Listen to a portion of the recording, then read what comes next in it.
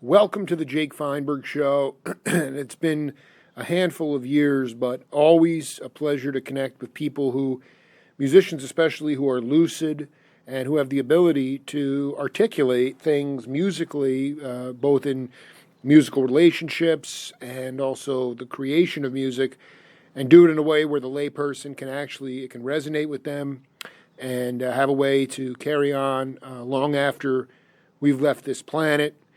Talking to a legendary songwriter, a guy who's had many hits and still doing it today. From sunny South Florida, Henry Gross, welcome back to the Jake Feinberg Show. Wow, I thought you had the wrong number there. No. You're most kind, Jake. That's fantastic. Thank you. Well, it's an honor it's an honor. I want to just start by reading this quote from my fifth book, and then you can riff on it any way you want. Okay. This is from Herb Albert. He said, "We have the Thelonious Monk Institute at UCLA. I do a master class there. About a year and a half ago, I did one, and these guys started playing the song, and each one took a chorus and started playing jazz, and I was listening to it.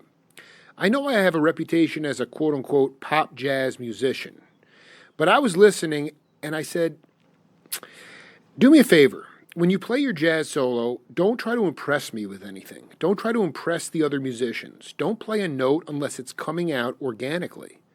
The transformation of what they played then was startling compared with the razzle-dazzle they were doing before. All of a sudden it came down to just the feeling of the notes and the feeling of why these notes were coming out. There are only 12 notes in the Western lexicon of music. We have all those 12 notes. Mozart had those 12 notes. Beethoven had those 12 notes. Thelonious had those 12 notes. Look at all the stuff that's happened in between those 12 notes, to say nothing about all the rhythms that you could use. It's striking that you keep being creative on those 12 notes. And, not that, Henry Gross won't be mistaken for John McLaughlin or Demiola or any of these cats, but I do want you to talk about the evolution in your playing as it related to just allowing things to come out organically, and more about what notes made sense at that right time and whether that was something that you sort of had to cultivate in your career. Before I give you a serious answer, let me point out that the wonderful Herb Alpert, whose label I had the pleasure of being on, Herb Alpert and Jerry Moss's A&M Records, the greatest note he ever played was the cover of Whipped Cream and Other Delights. Ever. Dude, that record is just percolating in every used bookstore and record store everywhere. Well, the picture of the girl on the cover was worth more than every note everyone ever played. There you go. I want to tell you. No, I did. Albums you bought for the cover. Absolutely. Was good too. It's all you can say about that album. He upstaged himself. But I digress. No, what you're talking about is what the basic knowledge that people would get in a school like Berkeley or other places like that, Berkeley School of Music, which is that it's often what you don't play as opposed to what you do play, and that, there's certain comedy rules of jazz. For instance, if you make a mistake, most commonly known as a clam in playing circles, then you play it again and it's jazz. That's right. That's right. So, we all know the rules, and everyone's heard that discussion, and it's true, because what I refer to as, and this is, there are people that do it really well. Before I say this, I want to exempt Eddie Van Halen and Nuno Bettencourt and people on that level that have made an art form of what is more commonly described as diarrhea of the fretboard. So, I've never, my own personal experience, I've never, been with a woman that wanted to make love to Flight of the Bumblebee.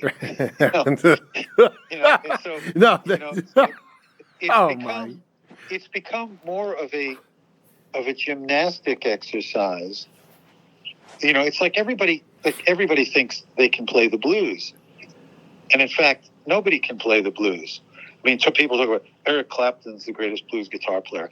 Eric Clapton is a brilliant musician and a great guitar player, but he is no closer to Howlin' Wolf than Bud Abbott. And he would admit that too, and he would definitely admit that.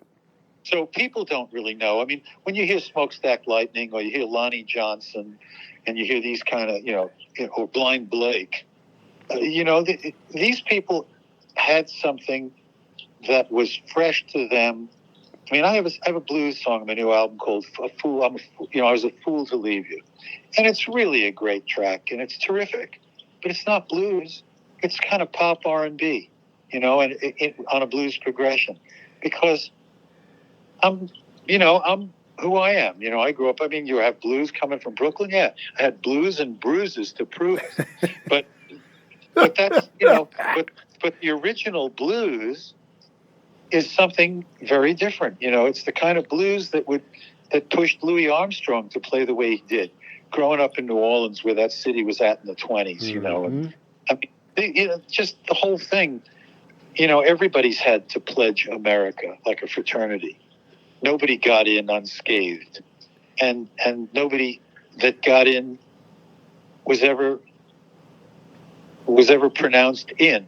Everyone continues to pledge, and that was until recently the beauty of it. Now, now that everyone's a victim, it's hard for anyone to decry that they have the blues. That's right. If everyone's a victim, then in a sense nobody is. So, I applaud the people that have persevered in the blues idiom, the Willie Dixons, Muddy Waters, people that were so iconic, B.B. King, these Albert King, all the kings, and they were iconic, but they were living the life. They weren't watching Mrs. Maisel on Netflix in between gigs.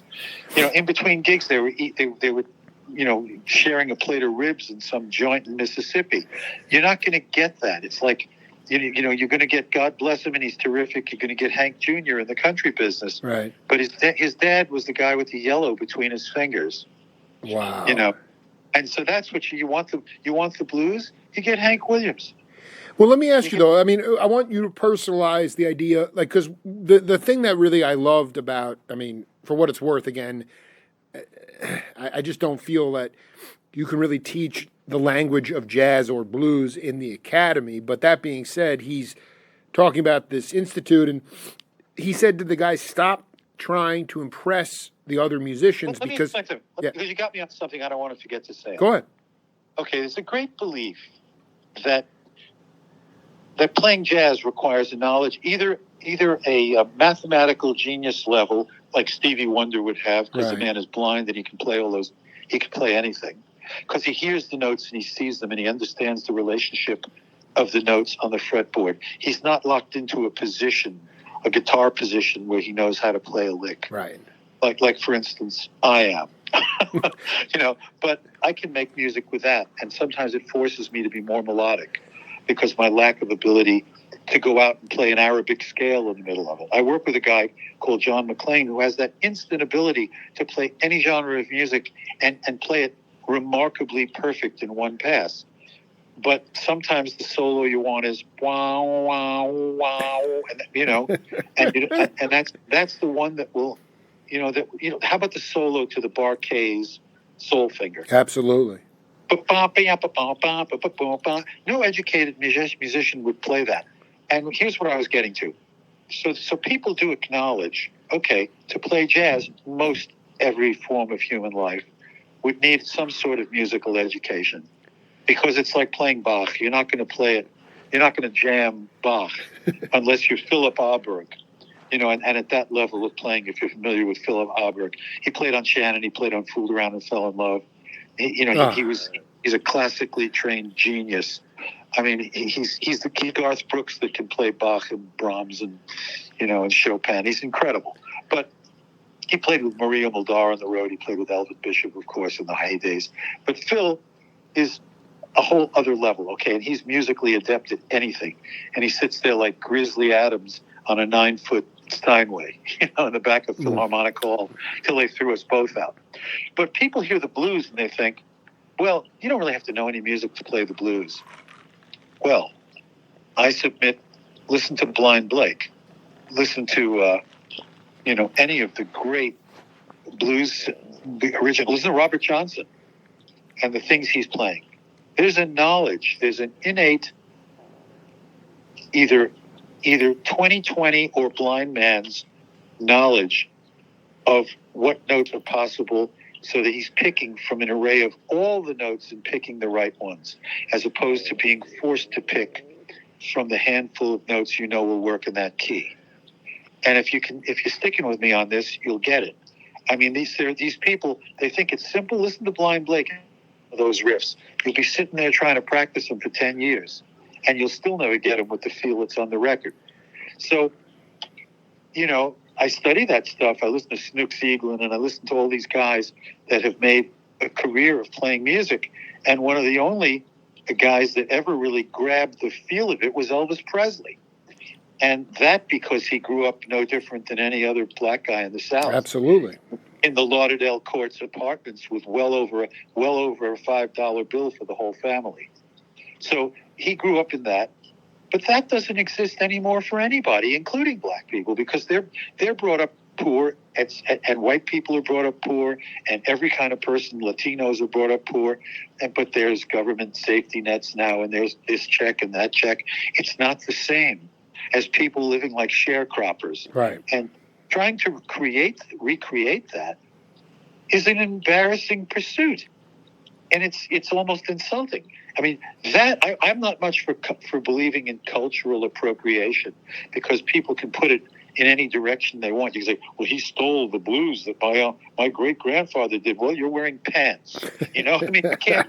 So, you can take that idiotic argument and put it where, So I don't buy into all that stuff. But I will say that experience is the mother of art. Somebody was a friend's son was calling me today from Europe, and he was talking to me about what he could do to be a better writer. And I said, well, you should read. I said, if you want to be a better writer, you should be a well-rounded writer. So read The Real Anthony Fauci by Robert Kennedy Jr., essential reading before you open your mouth about the jabs. Right, right. You must read that book. And if you don't want to suffer the 600 pages and read at least half of the footnotes that'll take you to CDC documents, then please don't bring it up anymore. Just don't talk about it, because you can't. I don't want to be educated by people who are marching to the rhythm of the line of the regime's philosophy. That's North Korea. I don't want to live like that. The second book I said to read was Nicholas Nickleby by Charles Dickens. Then read Hamlet by Shakespeare, so no one thinks you're a moron. And then read Rodney Dangerfield's autobiography. And you'll find out that true comedy that touches the heart and soul of people like Jack Benny comes not from your imagination, but from your experience and the beating you took, the emotional beating you took. So stop feeling sorry for yourself, man up, and don't worry about all the gifts you were given that weren't enough, and start relating to the fact that you're alive, the sun's shining, and your life is better than most of the world that's suffering at this moment. I love where you're coming from on this, Henry Gross. It's about a way of life, though. So if you're feeling pity or sorry for yourself, it's not going to come across as blues. It's going to come across as what we say is wanking it. I mean, and the other and great thing about it is nobody cares. I had a friend, bless his heart, Ralph Murphy, who wrote Murphy's Book of Songwriting. It's the greatest song. Every songwriter that wants to write should get a copy of Murphy's Laws of Songwriting. You can probably get it at Ralph Murphy. You look up Ralph Murphy, you'll find him. He was vice president of ASCAP for years. And every time I would come in, and he would say, "Henry, how you doing?" I'd meet him for lunch, and I'd sit down at the counter with him in some restaurant in Nashville, and he'd say, "How you doing?" And I'd actually tell him, and he'd go, "Shut up, Henry. Nobody cares."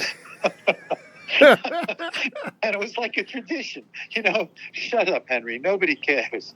And he's right. He was right.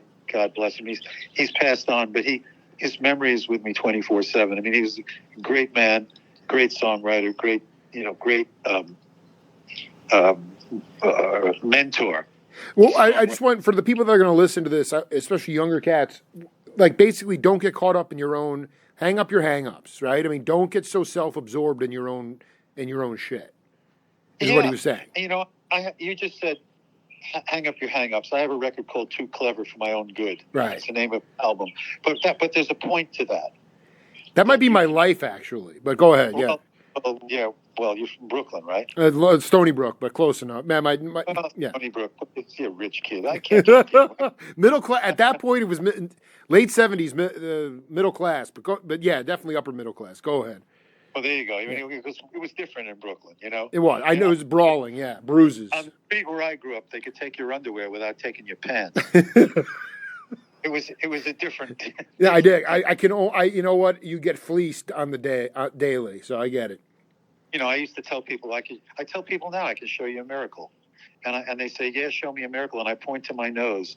It's still in the center of my face. Dude, your nose looks amazing, and it's been broken so many times. No, they missed it every time. They never got my nose. Wow. You know, I'm saying it's a miracle. I show you a miracle, but being serious.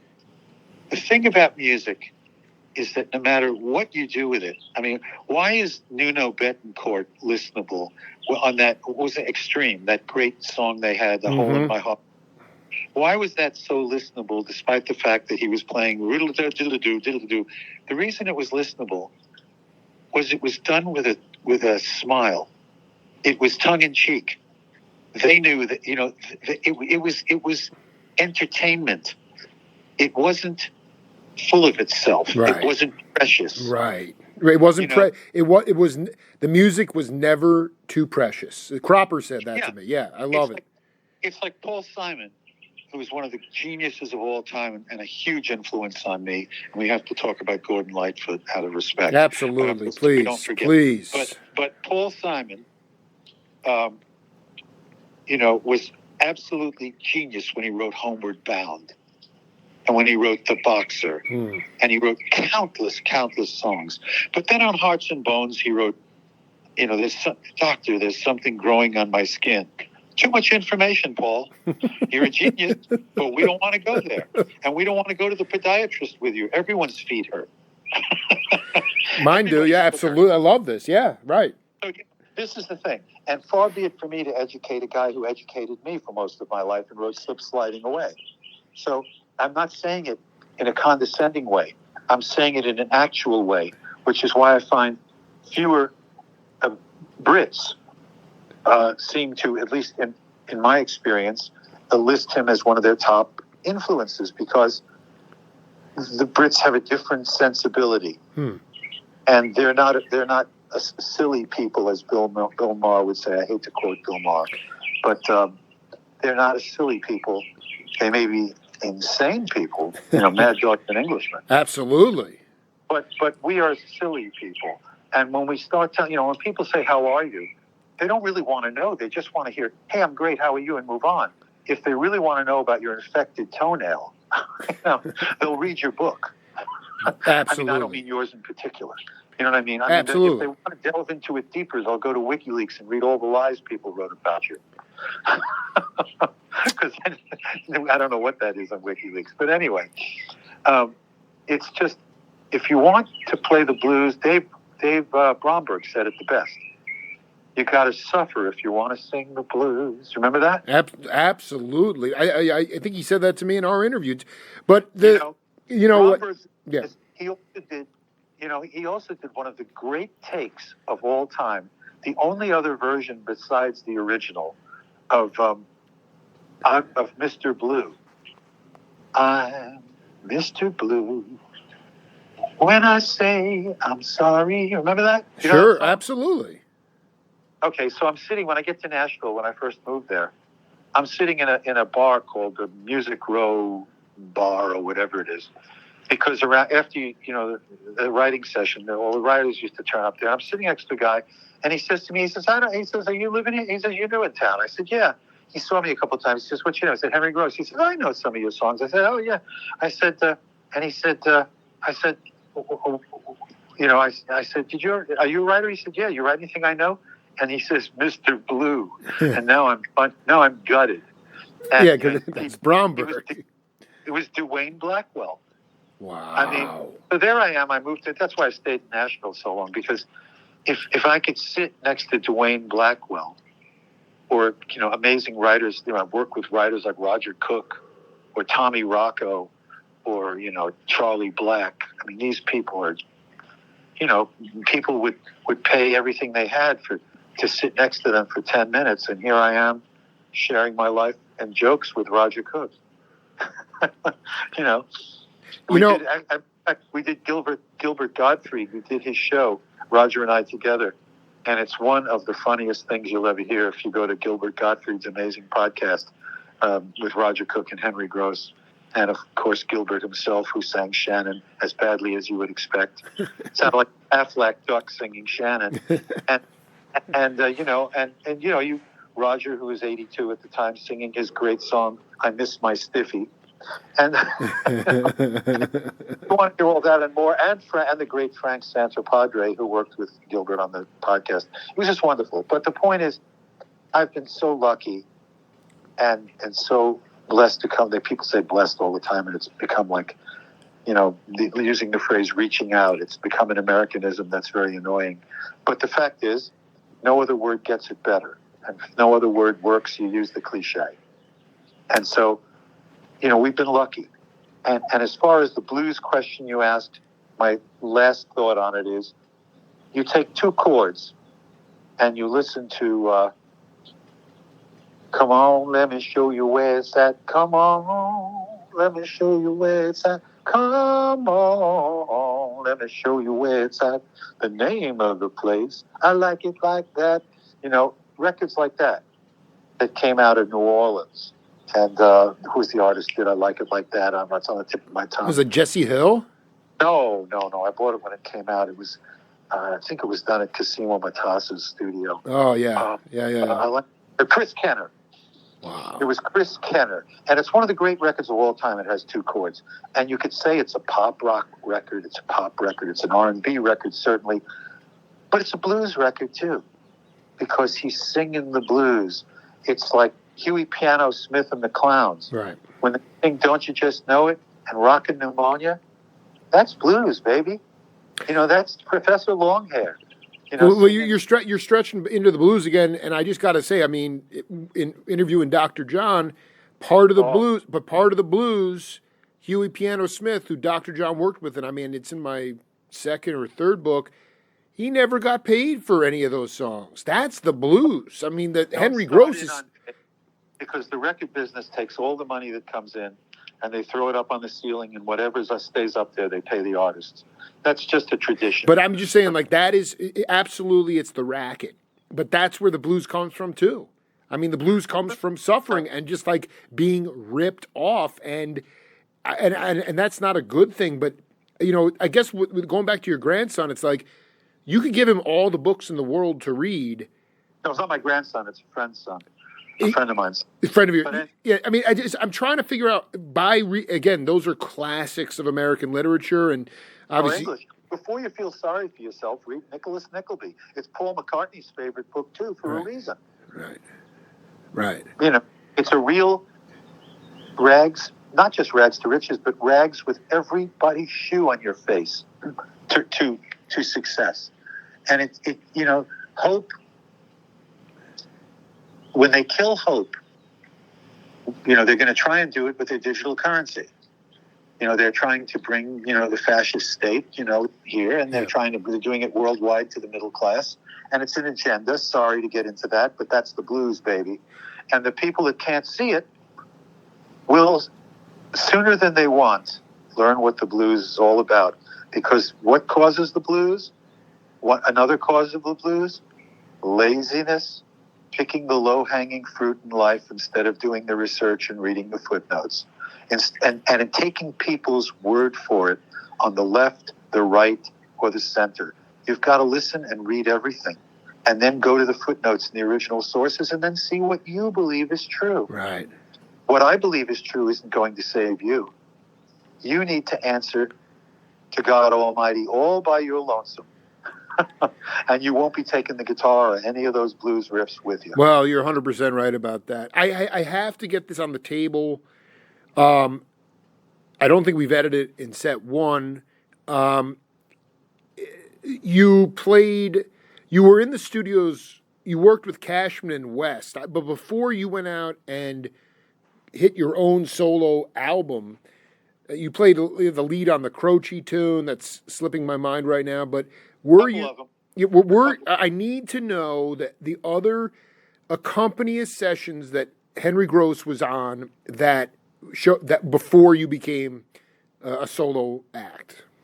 Okay, well, I wasn't a really big set. I wasn't. I know you weren't. No, I know you weren't Louis Shelton or Tommy Tedesco, No. but I just feel No, like there's Tommy, other just stuff those in guys. there. Yeah, Those guys are genius level players, and because they play the notes you want to hear. exactly. If you ever ask yourself, there's 8 billion guitar players. Hugh McCracken couldn't read music, yet he's on almost every record I bought. Dude, he's the man is just a stone genius. I mean, Huey is no longer with us, sadly. Right. But Huey played on Gordon Lightfoot's United Artist Records with Red Shea. Huey played on everything from the 1910 Fruit Gum Company to Steely Dan, Hey 19, to Paul Simon's 50 Ways to Leave Your Lover. He played on the records you bought. Every one. I mean, Huey was unbelievable. His soulful, man, his harmonica playing was to die for. I mean, he's just a wonderful, wonderful player. I mean, I'm friends with Mickey Raphael, who plays with Chris Stapleton and, of course, Willie Nelson. And, Mickey's a fabulous player, and he's been, entertaining the world for, 50 years. And he's wonderful. But Huey played in his own way every bit as good. I wouldn't say he was better. I wouldn't say anybody's better. Everybody's different. But this is what I mean. Some people connect. They know how to play some notes and it blows some air around them when they play them. That's right. It's like there's a billion drummers, and then there's Bernard Purdy. And when you hear the Purdy shuffle, you can buy all the drum machines you want, and you can get all the young kids that can play to a click. Or Gadsden, yeah, same thing. Or you can listen to Bernard Purdy. You can hear him play his Purdy shuffle on Babylon Sisters, on Steely Dan. Shake it. And then Yeah. next time you hear a groove like that, call me, because I'm not expecting to hear one like that again ever. So, but you're dishing knowledge, and you've dropped so many names. Did you find yourself? I just want to know what other sessions I can look for with Henry Gross. It would make my day to find some Henry Gross. I played mostly on Henry Gross records. In fact, I didn't have another guitar. The only other guitar players that ever played on my records, Huey played on one song, just as a reggae part. Oh my God! What tune? It was called Lincoln Road. But the only reason it was on the release album with Shannon. But the only reason that I wanted Huey on it, I could have played it in a take. Right. But I wanted Huey's name on my record. Absolutely. What about this cat Jay Hirsch? I don't know. Yeah, there's a record I keep seeing in the store, Hugh McCracken and Jay Hirsch. Anyway, so you just wanted McCracken, but Cashman I wanted him to play on a record once, so I booked him. He was my friend, and I wanted him to play, so I booked him. And sometimes it's more important just for the vibe of something. Then he ended up playing some more on a later album that I did with Bobby Colomby, that was on Capitol. He played some guitar and harmonica. Bobby Colomby. When did you? When did you first cross paths with the Blood, Sweat, and Tears days, or when did you first cross paths with Bobby? I never met Bobby years ago. Bobby was at Capitol Records. He was the vice president. Sure. And Steve Katz is a friend of mine as well. Oh my God, are you kidding me? Come on, Gross and Katz, dude. Let's get some corned beef sandwiches, dude. We share some history, and oh yeah. I was 10 feet away from Blood, Sweat, and Tears when they played at Woodstock. I was right on stage watching them on Sunday night. And Steve I admired because I watched Steve play with the Blues Project in the Cafe A Go Go. Oh my God! Dude. And so I admired Steve. I had their first album, and then I had the second album, Expressions. And at that point I admired Danny Kalb, and a really progressive player.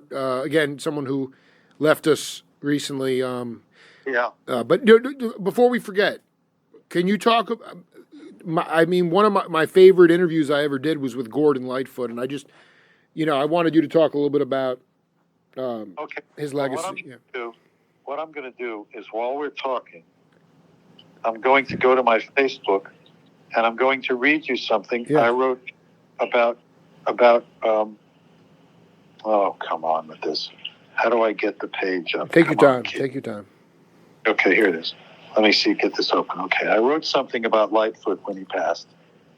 Okay, and I'll just read it because I don't think I could say it better than Go this. ahead. And I'm honored to be able to share this. There are no words to describe my sadness at hearing of the passing of the incomparable Gordon Lightfoot.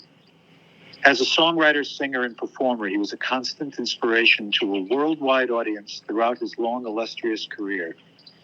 As truly brilliant as so many of his compositions are, if you could read my mind, you'd see one line from the great Did She Mention My Name cross my mind over and over. Won't you say hello from someone? There'll be no need to explain. And by the way, Did she mention my name? The ever-haunting loneliness of A Song for a Winter's Night. The hurt and anger of Sundown. The tragedy beautifully remembered in the wreck of the Edmunds Fitzgerald. The cut-to-the-bone honesty of Rainy Day People. The freedom of Carefree Highway. The history lesson of Canadian Railroad Trilogy, written to order, no less. And the early masterpiece, so full of promise kept, the show-stopping Early Morning Rain. I could go on all night, but better to celebrate his life in music by getting out old Gord's records and dancing till dawn. We who've listened, enjoyed, and learned owe him a great debt, so crank him up. He just might hear us. You couldn't have said it any better. That's just a beautiful, and what insofar as like when was he was already he was in Detroit a lot. He was seeing Oscar Peterson. He was close with Joni Mitchell. But yeah, he was staying in place. Exactly. Did you see him when he first had his big New York gig with Butterfield? It was the day after Robert Kennedy was assassinated. I did not. Yeah, I mean, Red Shea, John Stockfish. I mean, those guys were. And then he had Terry Clement. Oh yeah. Who took the second half, who came in the second half, and I wouldn't say he raised the bar. I'd say he kept the bar right where it was. That's right. Go. Lightfoot has the song "Beautiful." The song, the last time I saw her face. I mean, you want to go the wherefore and the why. Your magnificent outpouring of that old familiar story that's been used a million times to ease a million minds. I mean, this guy's writing this stuff in 1962 on United Artists. Ugh. I mean, "Song for a Winter's Night," which he recut on Warner Brothers, but the cut you want to hear is on United Artists. And that's all available. It's probably all on Spotify and YouTube, and it's reissued. You can get a CD with all the United Artists records on them, all the songs that were on his UA albums. Of course, I have 4 copies of every UA of every Lightfoot album. He is like Elvis Presley to me in his way.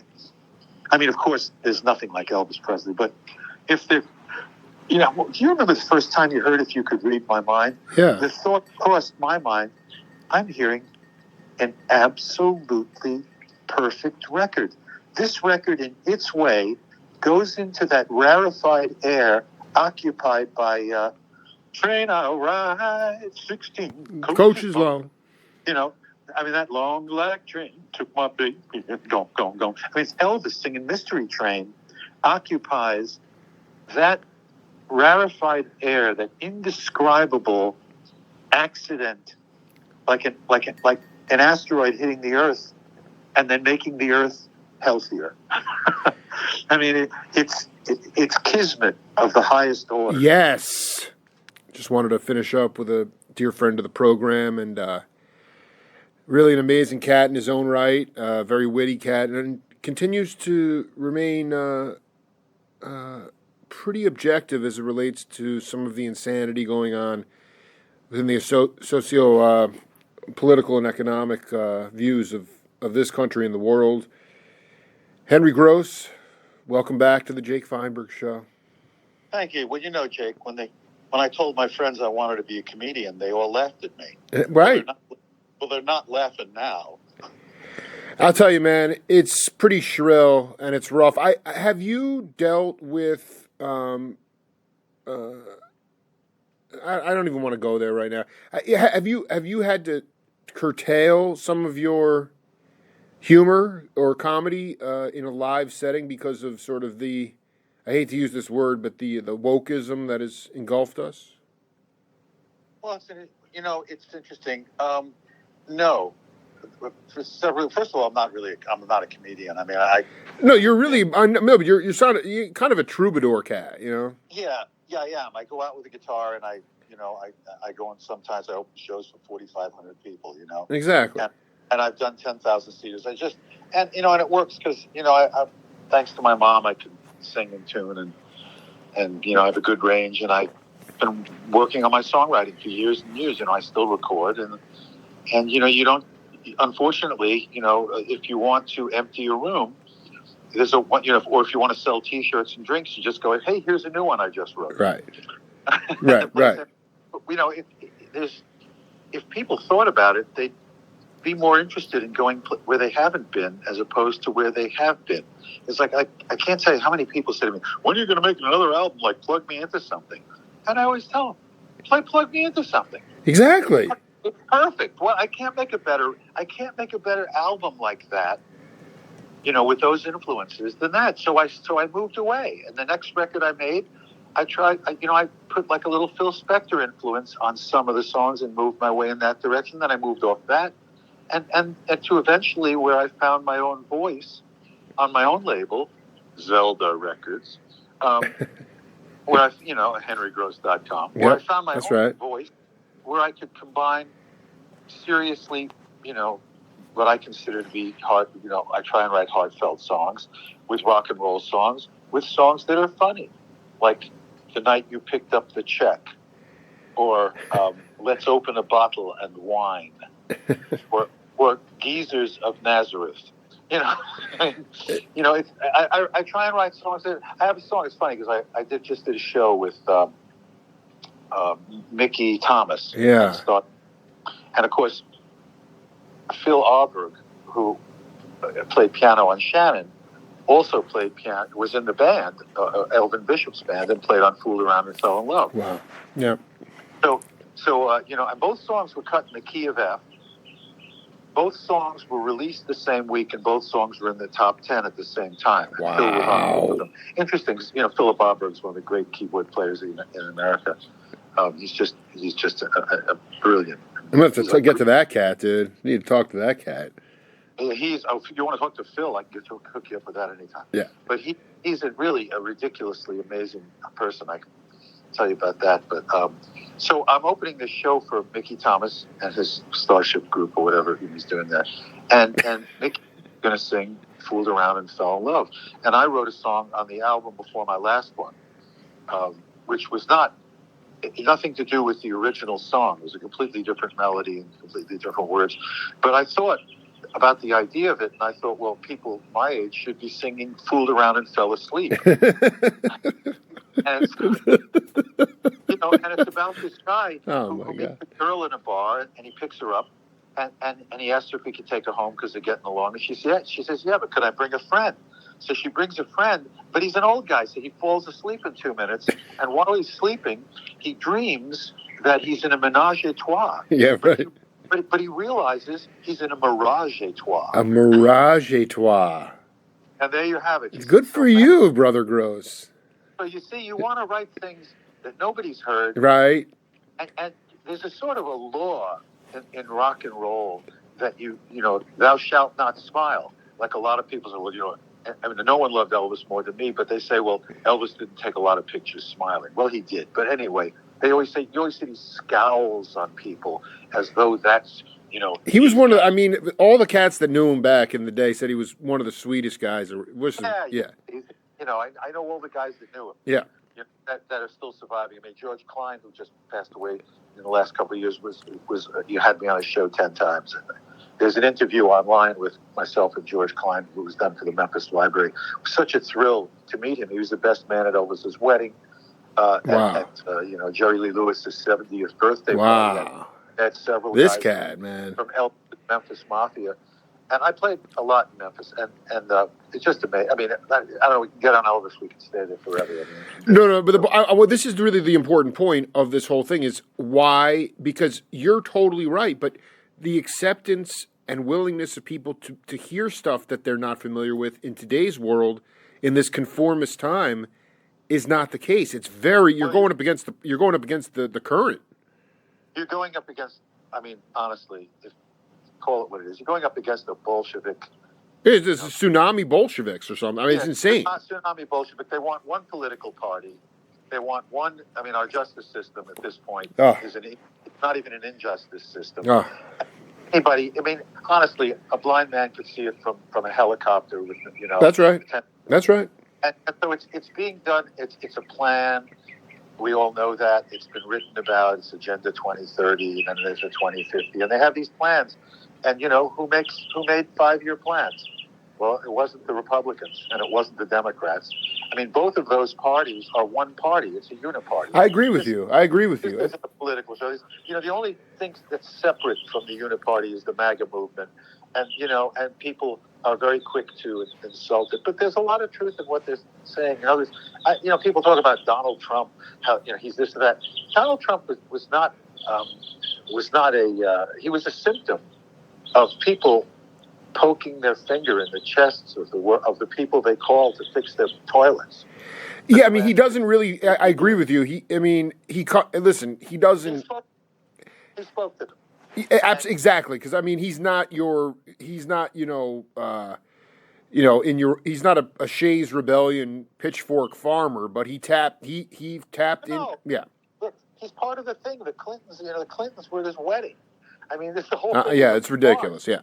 It reminds me of the end of The Godfather. You think that little farce played on my sister? I mean, this is a joke. I mean, this is silly. So but I mean, as it relates to music, I just want to know, like, we're one party, and then all the music has this. Is that what we're turning to? Just becoming some sort of formula trip thing? Is music even music anymore? No, it's not. Look who's not in the Rock and Roll Hall of Fame, and look who is. I mean, there are people in this silly thing, whatever. I mean, can you imagine the idea that people like, most of the rock and rollers in the beginning were wild guys. A lot of them were degenerates. We don't have to name them. But, right. Putting them in a Hall of Fame. I mean, if they're going to I know this, obviously Chuck Berry was instrumental in inventing rock and roll. But if you're going to put Chuck Berry in the Rock and Roll Hall of Fame, you got to put Pete Rose in the Baseball Hall of Fame. I'm looking at a book of Pete Rose. You got to put Rose in there. Put an asterisk in there. But the guy, this is the fourth. Pete Rose gambled to win on his team. Okay, shouldn't have done it. But George Steinbrenner on our own racehorses, and so do half the owners. I mean, it's a joke. I just want to be clear? Did Rose always bet on his team to win, or did he bet against them? That's what I read. He never bet against them. Rose, he bet on his team to win. I mean, look, Joseph Stalin, was it Stalin? I believe it was. It was Stalin or Trotsky that said, "Show me the man, I'll show you the crime." Oh. I mean, we're witnessing this right now. In the real time, yeah. In real time with Trump, and what we refer to as the Justice Department. I mean, it's embarrassing. It's embarrassing because we know better, and people are passive, and Yeah, they become pacified, and part of that is because a lot of music, which used to dictate our culture, is made for pacification now.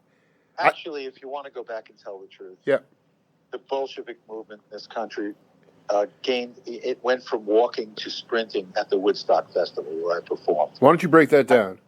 Well, because, you got to look at it for what it really was. Yes, it was a great thing. We were all against that absurd Vietnam War, which people go, I had lost one of my good friends in Vietnam and a lot of other ones that got all kinds of skin diseases. Oh, it's horrible, yeah. And, I just had my lottery number never came up. But I got to say, people are now vacationing in Vietnam. We're getting medicines made from Vietnam. I mean, this whole thing was a farce, and a lot of people made $1 billion, hundreds of millions. I mean, the LBJ Ranch was sending their beef to the soldiers. I mean, the whole thing was a farce. I mean, look, if the CIA that was involved with who knows what other agencies in killing Kennedy, they could have I'm not saying this is not an insight for me, but they could have given him a heart attack pill. I mean, they're professionals at that. Right. He was shot in the street to let Lyndon Johnson know we were going into Vietnam full force. I mean, this is really heavy. I mean, Ms. This is So when you talk about rock and roll and you talk about music, because we start talking about Woodstock. Right. I mean, I don't know. Did a guy called Wavy Gravy in a painted old Volkswagen microbus really get 500,000 people on acid?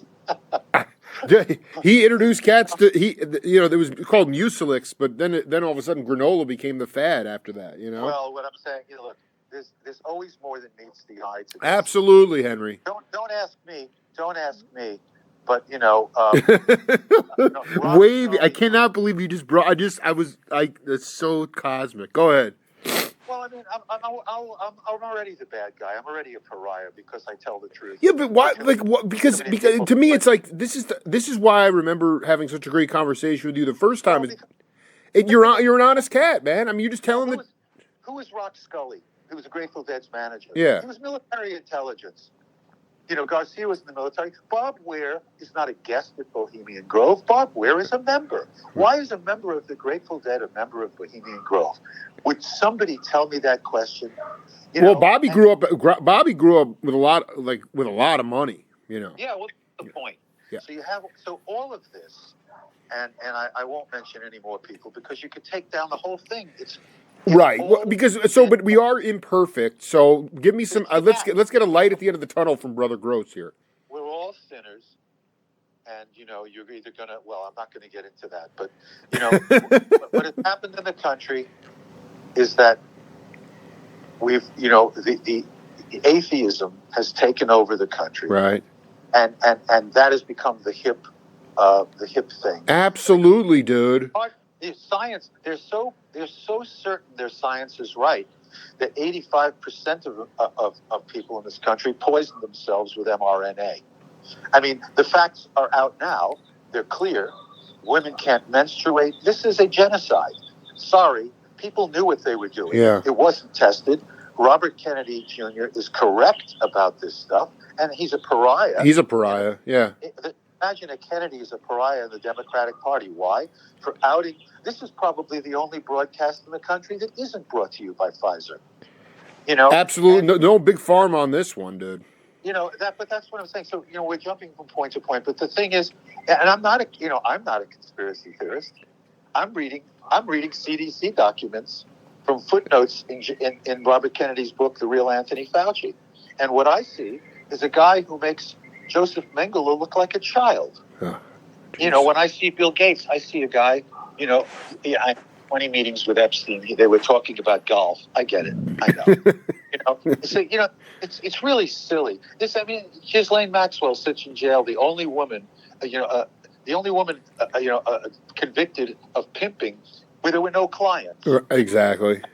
The whole thing, and people swallowing all this nonsense. So people are passive. You can sort of depend on the moms of America to stand up, but soon there won't be any moms if they keep, next I'm sure they're going to bring Ebola and Marburg around. Right. They probably already have their I'm also very upset. I mean, I got to be honest, and I'll say this, I don't want to go into a deep dive, but just the idea of it, the nuclear family collapsing, the idea that, having two daughters, everybody's confused growing up sexually until they find themselves. Please do not empower a fourth grader to say that they know that even though they were born a girl that they know they're a guy or vice versa. It's ridiculous. Be careful, Jake. You're gonna anger. I got kids, man. My kids. Listen, everybody. It's called adolescence. Grow up. Make a decision when you're an adult. Please stop empowering young kids to make. Obviously, but you're gonna have to answer to Randy Weingarten. Yeah, well, it's in your face everywhere now, man. And you know what it is? It's no different than when the Beatles came over and everybody started wearing long hair. Right. And the next thing they try to get everyone on acid, and the next thing, it's the tattooing. It's like most of the women walking down the beach, God bless them, they're gorgeous young girls, they get forever, but half of them look like they just escaped from San Quentin. And so it's a fad, and now it's become this other fad, which is really a tiny percentage of the population. That's right. But strangely enough, the paid for, bought off, insincere, government-controlled, deep state-controlled media is broadcasting it as though 95% of the people walking down the street were transgender. Look, nobody is against people that are transgender. Nobody is against Bruce Jenner. He wants to be, he's a woman. He's a woman. Right. No problem. Bruce Jenner is an adult person. Exactly. Of his mind. When you start messing with children, you need to be hung by the neck till dead. I'm telling you, man, that's what I'm talking about. Radical right-wing move. That is not a right-wing statement. Everybody on the left should be saying the same thing. Isn't it interesting how all the people that sat in at Columbia University are now shilling for the military-industrial complex? I mean, those same people call you a right-wing conspiracy theorist when you're against the war. I know. When you see what's happening, when we made deals, no one likes how Putin runs things. That's not the way we, as Americans, believe, things should be run. But our country is giving him a lesson in fascism. So we are doing that. And the people that think he's lost his mind, he sounds like Ted Nugent. Well, think about it. All those people that would have been in the SDS, and the weathermen, today, they'd be putting up. What are we going to do with Biden? We're going to have Weekend at Bernie's? Dude, I'm telling you, man. Dude. Dude, please write a song. Weekend at Biden's, dude. I already did. It's called the Lemming Pledge. Oh, my, dude. I mean, it's, oh, my God. I don't want, I make music for people. It's been my life's work. I want the music to not be political. No, I dig. You can do it in a graceful, humorous fashion. Well, but I do. But at the same time, when people listen to my records that do listen, I want them to have a good listen. And my political opinion is my political opinion. I don't tell you to have that opinion, as opposed to certain people who have stopped being musicians and have started being lecturers. They've become, and certain comedians that have become the voice of the Democratic Party. And I understand if they step off, if they lose a lockstep, they'll be culled from the herd. Such is the way of Bolshevism. I get it. I know, man. But it's no excuse for people that became billionaires telling a different story to the working classes. No names. We all know who we're talking about. Absolutely. And so this is an insomnia, as the Italians say. This is a crime against God, because you've made your living deceiving people. Who deceives people? That's a very good point. What's the name of the person or the thing that deceives people? The devil. So you're doing the devil's work. And people line up because the devil sings a sweet song. But people are being manipulated, and they don't see it. When I see these guys come out, I go to my show and I tell funny stories, and I try and make people laugh and smile. And I'm not trying to claim any higher ground, because let's face it, I'm not the biggest success. Money has never been the thing I've chased. I've been on the trail to write really interesting songs. I love it.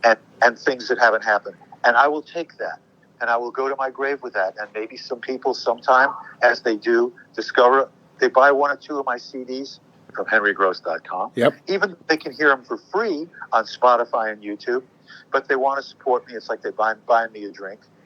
The sales from the records will never pay for the costs of making them. But, I've been fortunate in that I saved some money that I made when I was younger, and I don't live large. And so I've been able to spend money. Some people spend $200 to play golf.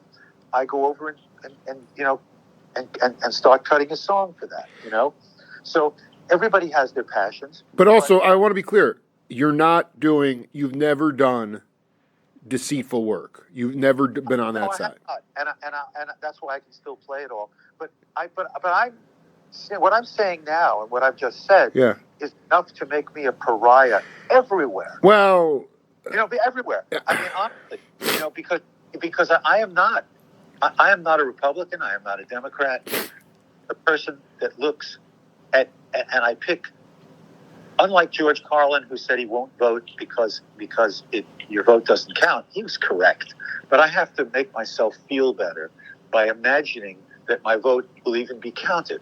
So I will always say to choose the lesser of two evils.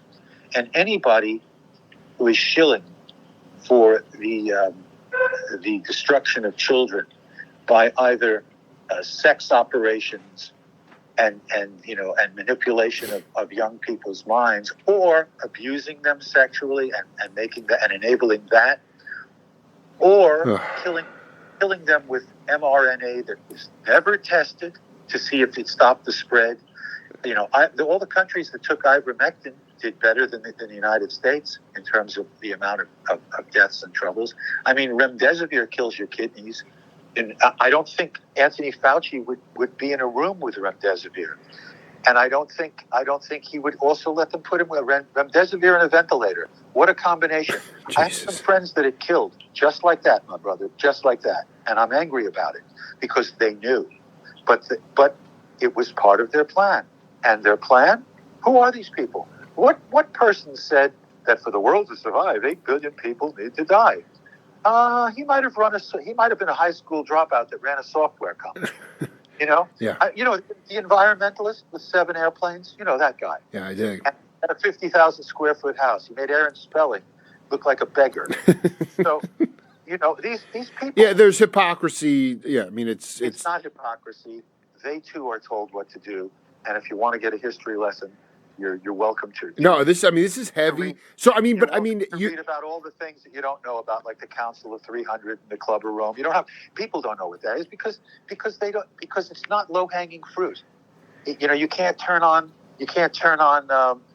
what's the name of the Vanderbilt kid? That's on CNN. He's not going to tell. Oh, Cooper. Yeah. He's a CIA agent. This is a guy, by the way. America takes their advice from a man who bragged while drunk on New Year's Eve at the celebration in Times Square that his mother slept with Marlon Brando. And talk about fat shaming. He said, not the fat one, the skinny one from the early movies. This is to be looked up to. This is a man given a position to comment on the events of the day. I don't think so. Not for me. I mean, if it's for you, I say God. Henry, I want to ask you though, how do we? So in your mind, just from your point of view, I've had it with this. I rode the train. I was the biggest lefty in the world my whole life. Right. I was all against the war and the military-industrial complex. I'm not for us going into every place and killing millions of people. When they asked, what's her name from the Carlisle group, Madeleine Albright, was it worth it to kill a million, a 500,000 kids, whatever the number was in Iraq? And she says, well, it's a terrible thing, but overall, yes. Oh my God. This from a group that got a percentage of the oil we got back for Kuwait. I mean, can we just stop with the nonsense? Now, I'm just saying, but what doesn't, those people, they are like monsters. I mean, she's deceased, so we'll leave her out, or maybe not. But but those people do what they do. The people that upset me the most are the people that enable them, that purported to be against all of this their whole lives. I mean, you've got, giving people, our cities are going to garbage. People are angry, Well, people are just also, you can't even, I mean, the truth of the matter is that people are living in squalor everywhere, too. They're living in squalor, they're living on the streets, and they're selling billions, sending hundreds of billions of dollars to people, to a guy, Zelensky, who made his living. His closing of his comedy act was playing the piano with his penis. This is not a joke. This is true. But people don't know that. No.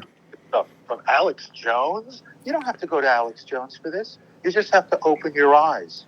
You have to stop being a lemming. Let's just, this is really important. I know this is really, when you say, because I'm talking about my kids, younger generations, when you say open your eyes, what does that mean? That means, I'll put it in language. Yeah. You understand. Yeah. The great and wonderful Gordon Lightfoot passed away. Oh, again, yes. God bless. We talked about it earlier yesterday. Sure. Okay.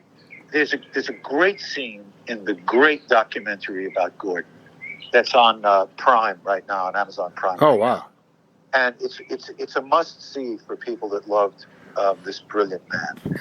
And they asked him, how did you write all those songs? And it's great. He points to a chair and a desk with a little lamp on it. He says, you got to do the work. You got to sit there until you've got it. If it takes forever, you got to sit there and do the work. How do you open your eyes? You read. Yes. And you don't read just the drivel they're giving you in school, which is going to tell you how to have anal sex in first grade. Oh, God. But you read all kinds of history. You follow the footnotes. You read the forbidden books. Generally, what's forbidden, it has some truth in it. Absolutely. Yeah, that's right. What's the low-hanging fruit that seems to have no truth in it. But I'm just a musician. Why should anybody care about what I say? They shouldn't. No one should listen to a word I've said and take it seriously. What they should do is hear it and say, is this guy crazy? And then go and look and see if what I'm saying is wrong. Right. Read The Real Anthony Fauci by Kennedy Jr. Read On the Body of Others by Dr. Naomi Wolf, who was a New York Times heroine for years until she figured out that what happened here was a genocide. Jesus. And so people, you want to take your medical advice from Tedros? Wow. Okay, fine. Go ahead. I'm not going to say what these people are guilty of. Read about it. I don't need to tell you. Ask the women that worked at the WHO how they were treated. You'll get your answer. You'll think they were working for the Clinton Foundation. So, this is what is going on here. So I'm not indicting anybody, and I'm not saying I'm not a sinner, and I'm not saying that that if somebody, I know, I won't even get into it, but there are very, very many good people who, when they are confronted with millions of dollars a year to let people down, they're just a bigger version of the cop that'll come to your house at 3 a.m. and arrest you for nothing, for Merrick Garland. When you haven't done, for nothing, for freedom of speech, they're no different than that cop who doesn't want to lose his pension and would rather put his neighbor in a gulag. So people are weak, people are selfish. This is what we are. This is like early morning rain for Jake Feinberg right now. I mean, I'm getting pummeled right now. If someone's going to sell out the country, if someone's going to sell out the country and sell, of course, do I have the document from Christopher Wray? No, I don't. But of course, he has to go because he's on his way on a government paid for plane to go on vacation. I get it. And he has no recollection of anything. It's like asking, you ask any of these guys, you ask Merrick Garland, I don't recall. I don't do that. I don't recall. No one recalls anything. But they seem to be able to recall when Trump, spat on the sidewalk. And I'm not defending Trump. I don't know what he did or what he didn't do. I wasn't there, Charlie. Right. But I'm saying when I see one guy dumped on and a pile of gluttonous criminals, it's one thing, like I was going to say, if someone's holding your family hostage, you do this or we're going to kill your family. Well, if a guy sells out his country for that, I'm not sure. I can't answer the question of what I would do until I was in that situation. But when you do it for the oldest and lowest of reasons, greed, what does treason mean in America anymore? What is theft? And it's not just once; it's all of them. I mean, didn't Pelosi just buy Morgan Stanley before they absorbed these other banks? I mean, how much more? They just brazenly insider trading.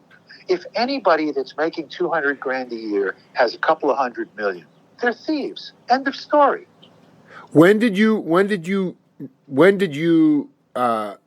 sort of realize that you had been duped as a lefty? Well, I'm not saying I'm a righty because I know you're not. No. But you were this New York Times columnist you talked about. She had a revelation and then got thrown to the side. Well, she came across. What happened was that Pfizer did not want to release any documents for 75 years. They thought they were the Warren Commission. Right.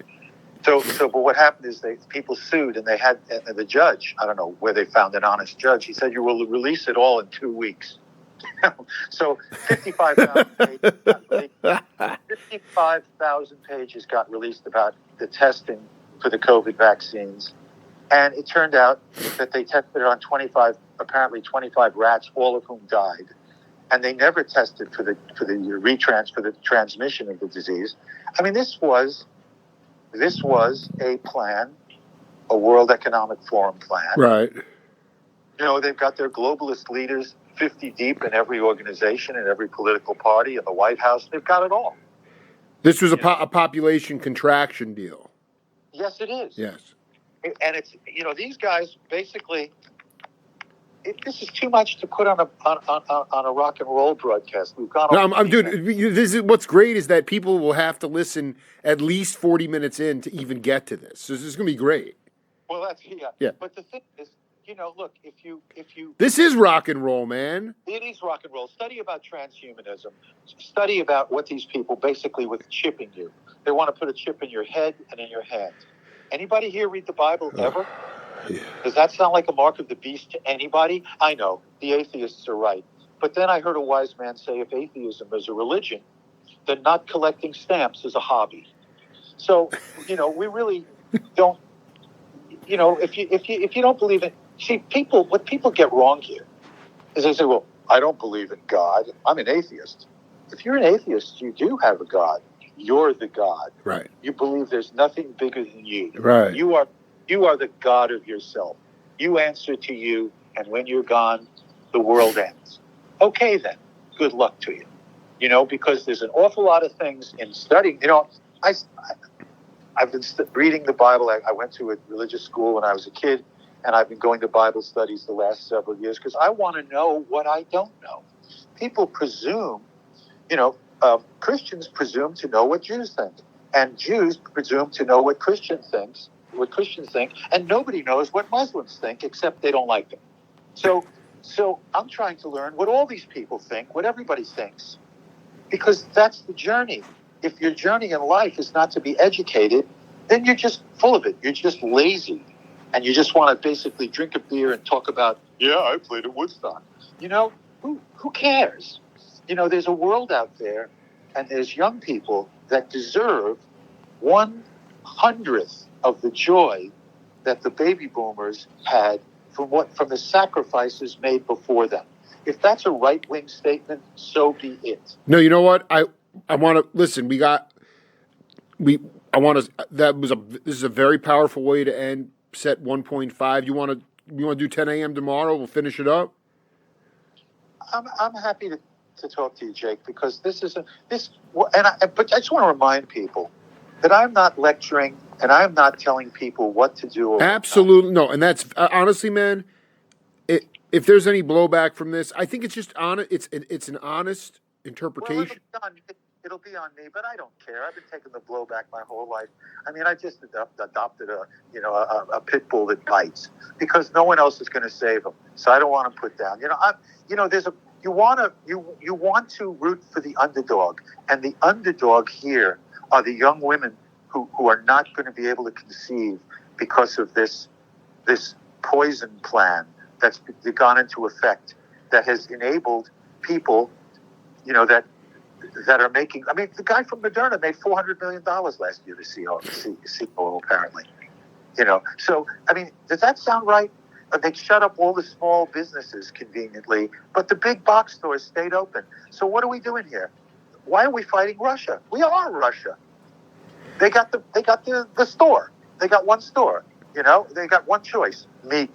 I mean, fish. That's it. Listen, I got it. I got it. Henry, 10 a.m. tomorrow. We'll keep going on this, man. You lit a fire under me today. Well, there you go. Someone needed to do it. Thank God. But are you going to just put this up, or are you going to read the books? Because I had somebody say to me, well, what should I read? He was actually a well-known singer, and he said, well, what should I read? Because I was yelling at him for telling his fans to take a jab. I said, are you a doctor now? Yeah, I know. Have you read the documents? Do you know you're going to kill your fan base? Be greedy. Don't tell them. Just don't give medical advice. Learn how to play your guitar, which this guy's never done properly. All right, we're gonna tomorrow we're gonna focus on emotion and intention in songs. That's it. We're not gonna go anywhere near this. All right. That's it, because the emotion and the intention is to celebrate and entertain, and these kind of conversations are not for the stage, because everybody is entitled to laugh, even if some people say comedy is not allowed. Well, I just want to also say that for people that will hear this, it should not be a knee-jerk reaction to push away or be horrified. It should be contemplation, and maybe we should do a deeper dive into what, and at least find out for ourselves what these cats are talking about. Remind me to tomorrow to start talking with a teacher that I spoke to from New Jersey. You got it. Who was spouting the CNN line, who had no idea what I was talking about. I said, how dare you teach people when you know only one side of a story? That's not education.